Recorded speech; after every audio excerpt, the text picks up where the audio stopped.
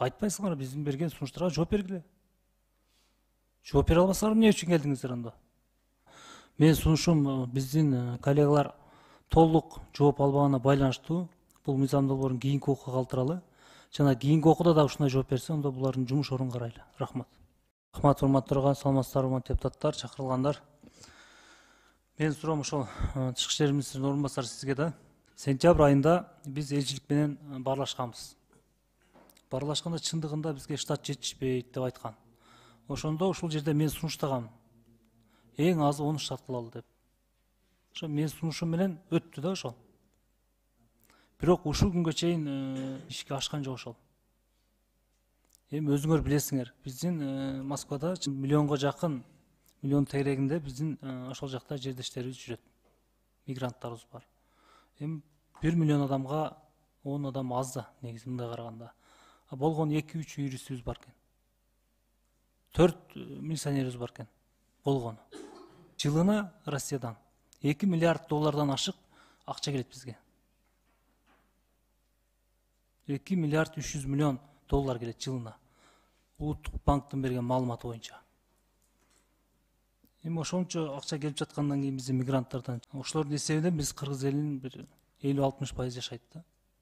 Анан ошолордун укугун биз бул жактан коргой албай атабыз. Эле бизге кайрылды, Грузия боюнча кайрылды. Биз элчиликке чалсак, штатында адамдар жок, жетишпей өзү чуркап бүтүрүштү да.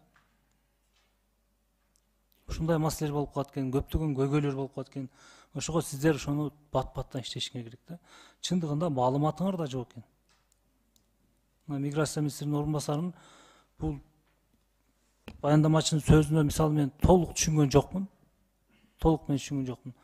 Биздин берген коллегалардын суроосуна бул түшүнгөн жок. Мен айтат элем да, урматтуу төрага, бул жерге мына түшүнгөн, так жооп бере турган министрликтин орун басарлары же өздөрү келсе. Себеби биз берген сурообузга так жооп алышыбыз керек да. Мен сизге түшүндүрө албай атам.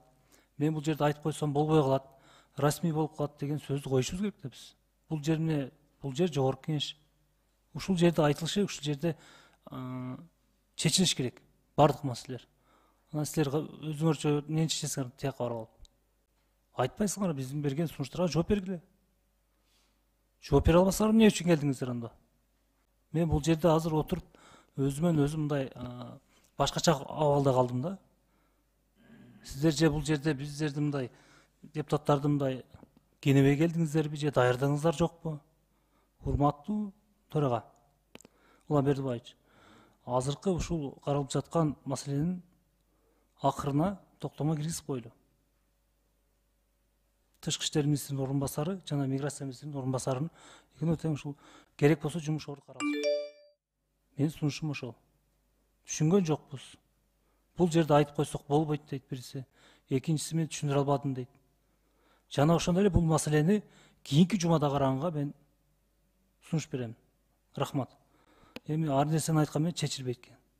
Түшүнбөй калдык деп биздин коллегалар айтат. Билбей түшүнбөй туруп эле колдоп койбосо. Ошон үчүн азыр добушка коюңуз менин сунушум. Рахмат.